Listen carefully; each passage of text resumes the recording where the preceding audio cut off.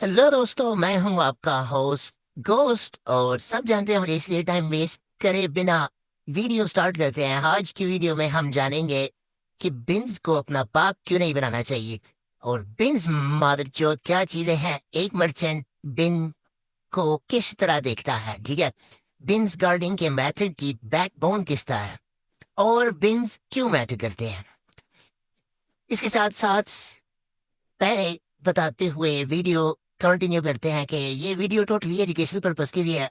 मेरे हाथ बिल्कुल साफ हैं, और मैं सिर्फ अच्छा बंदा हूँ जो सिर्फ लोगों को जो है साइबर सिक्योरिटी और गार्डिंग की जो है एजुकेशन दे रहा हूँ। इसके अलावा देखो राहुल, ज्यादा बकचोदी करने की हमें आदत नहीं है। तो आज की वीडियो बिन्स पे है। ये वीडियो सबको देखनी चाहिए, लेकिन थोड़े से एडवांस लेवल ऑफ कार्डिंग में आती है, तो इसको सिर्फ प्रोफेशनल लेवल के कार्डिस्ट सीरियस ले सकते हैं, जिनका काम खुद मेथड जो है बनाना होता है, ना कि दूसरों के मेथड को चोरी करना और उनकी माँ चोदना। और उस और इस वीडियो में क्वेश्चन आंसर वाला भी एक सेक्शन आएगा। ठीक है, मतलब कि वो क्वेश्चन जिन्होंने मेरी गांड में डंडा दिया हुआ है, और सब बारी बारी आकर सेम क्वेश्चन मुझसे पूछते हैं, सबके आंसर भी आपको मिल जाएंगे वन बाय वन। अच्छा, अब बिन्स की बात करें तो सबको पता है कि क्रेडिट या डेबिट कार्ड नंबर के फर्स्ट 6 to 8 डिजिट्स को बिन कहते हैं। इन बिन से पता चलता है कि कार्ड किस बैंक का है, किस टाइप का है, क्रेडिट है, डेबिट है, प्रीपेड है, किस लेवल का है, प्लेटिनम है, गोल्ड है, प्रीमियम जो भी है, और किस कंट्री का है। ठीक है, अब बिन्स जिस सॉरी अब बिन्स जिस हद तक मैटर करते हैं उसकी बात करते हैं। पहले आप मेथड डिसाइड करते हैं। ठीक है, सबसे पहला काम होता है मेथड डिसाइड करना कि कहाँ पे जो है आपने कार्ड यूज करना है।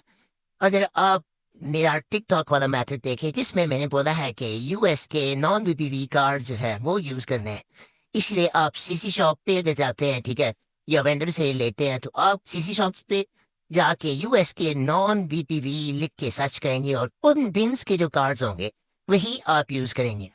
ऐसे मुंह उठा के रैंडम शॉप में से कोई भी सीसी लेकर यूज नहीं करना।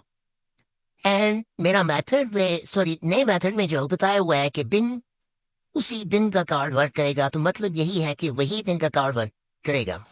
तो इसमें जो है नोटिस करने वाली बातें जो है वो आज मैं बहुत क्लियर करूंगा। ठीक है, और भी बिन्स के अलावा क्या क्या नोटिस करने वाली बातें हैं वो भी मैं क्लियर करूंगा।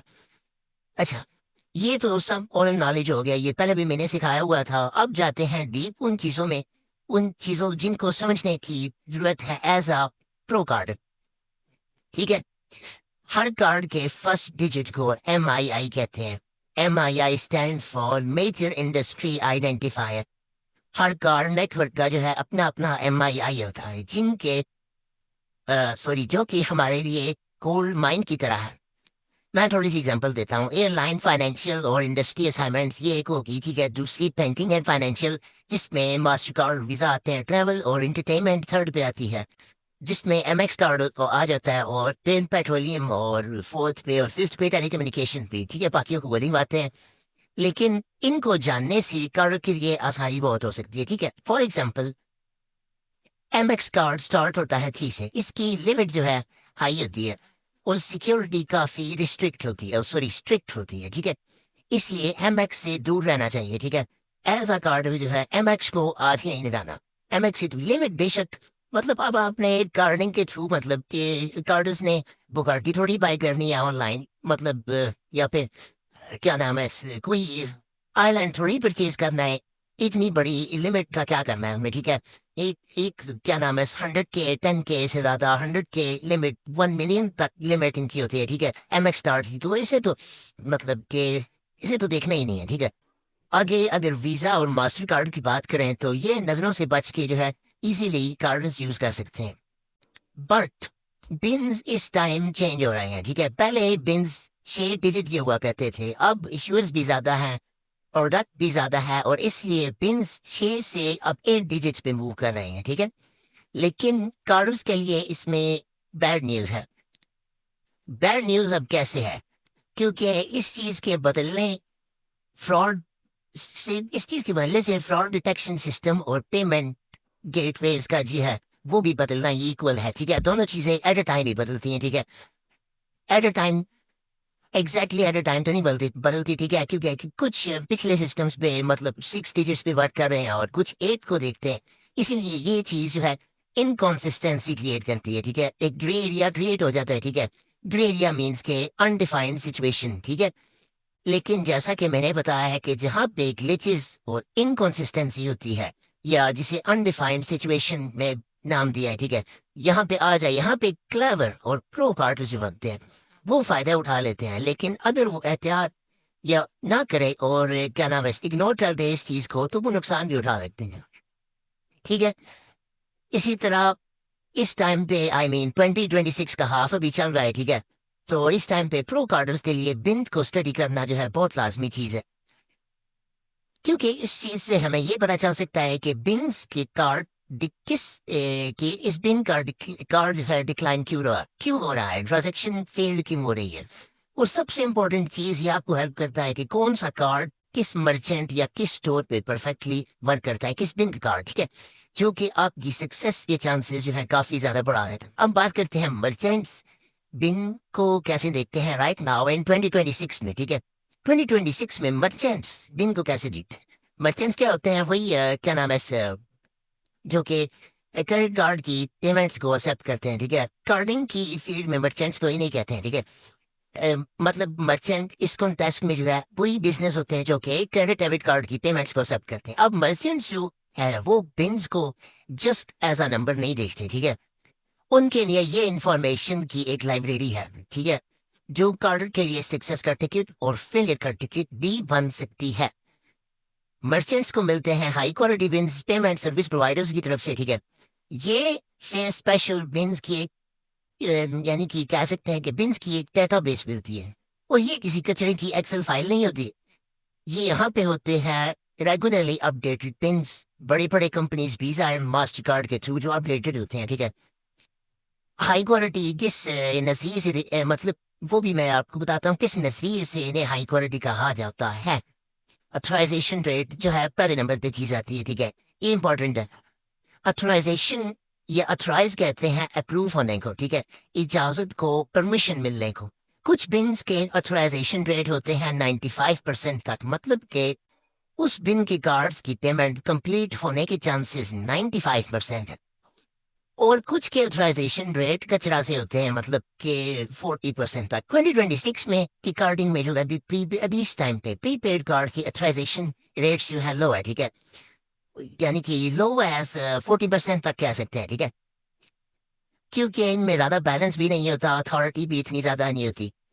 लेकिन दूसरी साइड पे अगर हम प्रीमियम कार्ड्स को देखें तो उनकी लिमिट हाई होती है, स्कोर ज्यादा होता है और इजीली अप्रूव भी वो हो जाते हैं। नंबर 2 पे आता है ट्रांजैक्शन रिस्ट्रिक्शन। कुछ बिन्स की बिल्ट इन लिमिट्स होती हैं, ठीक है। फॉर एग्जाम्पल लिमिट ऐसी के गैम्बलिंग रिस्ट्रिक्शन होगी। यूके के जो है क्रेडिट कार्ड होते हैं, यूके के बिन्स के जो क्रेडिट कार्ड होते हैं, ठीक है, वो गैम्बलिंग साइट्स एंड एप्लीकेशंस पे लॉक होते हैं। उनकी ट्रांजैक्शन गैम्बलिंग साइट्स पे और एप्लीकेशंस पे नहीं हो सकती। वो बिल्ट इन उनमें एक चीज है कि यहाँ से ये ब्लॉक हो नहीं होना, ठीक है। गैम्बलिंग तो पता ही आपको होगा, गैम्बलिंग किसी कहते हैं, गैम्बलिंग साइट्स को, ठीक है। सेकेंड एग्जाम्पल है इसकी हाई रिस्क मर्चेंट कैटेगरीज, जैसे कि अच्छा इसमें आ जाता है कि prepaid cards as example. Prepaid cards यहाँ पे एडल्ट साइट्स पे ना वो भी यूज नहीं हो सकते, ठीक है। एडल्ट साइट्स पे prepaid card maximum times decline हो जाते। एडल्ट साइट्स वही साइट्स होती है जहाँ पे रात को आप सब जा रहे हो। थर्ड पे आता है जियोग्राफिकल इंफॉर्मेशन, जैसे कि आप पता है यूएस के बिन का कार्ड यूज कर रहे हैं और आपकी आईपी जो है वो रशिया से है, तो वहां पे भी प्रॉब्लम आ सकती है, क्योंकि यूएस एंड रशिया तो रियल वर्ल्ड में भी एक दूसरे की जो है माँ बहन एक करना चाहते हैं और करते भी हैं। इसीलिए रियल वर्ल्ड में उनके क्लैशेस हैं और कार्डिंग वर्ल्ड में भी उनके क्लैशेस हैं। फोर्थ पे आता है कार्ड टाइप और कार्ड का लेवल, जैसा कि वीजा इनफाइनाइट होता है ना, हाई लिमिट का कार्ड होता है। इनफाइनाइट को ठीक है क्या करते हैं, जैसे कि वीजा इनफाइनाइट को ना मर्चेंट्स अपना भाव बना लेते हैं और अगर छोटा सा नॉर्मल सी कैटेगरी का कार्ड जो है वो उसे स्कूल के चूतिया से बच्चे की तरह ट्रीट कर रहे होते हैं, ठीक है। यानी कि वीजा इनफाइनाइट के कार्ड के एक्सेप्ट होने के और 3DS को अप्रूव 3DS सिस्टम यानी कि OTP वाले सिस्टम को स्किप करके जाने के चांसेस ज्यादा हैं, लेकिन डेबिट कार्ड के डिक्लाइन होने के चांसेस ज्यादा है और वीजा इनफाइनाइट के अप्रूव होने के चांसेस ज्यादा है, ठीक है। अगर हम अगर हम रियल वर्ल्ड ऑफ कार्डिंग में इसकी एग्जांपल ले तो अगर आपकी आंखें किसी न्यू प्ले स्टेशन पे हों और आप यहाँ पर अगर प्रीपेड बिन वाले कार्ड को यूज करते हैं तो वो ऐसा है जैसे कि इन्फ्लेटेड ईरान की करेंसी आप यूज कर रहे हैं, ठीक है, और as a payment method use कर रहे हैं, ठीक है। बट अगर आप वहाँ पे चीज फायर रिजर्व बिन के बैंक का जो है कार्ड यूज करते हैं, चीज यानी कि यूएस का कार्ड है, ठीक है, यूएस में चीज बैंक होते हैं, ठीक है, तो आप अचानक से उसी स्टोर के जो है फ्रेंड कंसिडर कर दिए जाते हैं, ठीक है। अथॉरिटी होती है कार्ड की। कुछ मर्चेंट्स जो है अपने सिक्योरिटी को ऑप्टिमाइज करने के लिए बिन्स का यूज करते हैं और हो सकता है कि वो 3D सिक्योर मींस OTP को स्किप करते हैं। अगर आप उस बिन का कार्ड यूज कर रहे हैं जिसके फ्रॉड स्कोर कम है, ठीक है, ये एक फास्ट लाइन है ट्रस्टेड कार्ड्स के लिए। होप सो यहाँ तक मेरी बातें आपको समझ आई होंगी और हो सकता है कुछ के साथ से भी गुजरी होंगी, क्योंकि ये मैंने बोला है एडवांस लेवल ऑफ कोडिंग में आता है। मैथड्स बनाने के लिए ये चीजें बहुत ज्यादा मैटर करती हैं, देखनी पड़ती हैं। अब बात करते हैं why beans are backbone of coding. यहाँ से आपको पता चल जाना चाहिए कि सब कार्डर्स और उनकी माँ भी बिन्स के साथ ऑब्सेस्ड क्यों होते हैं।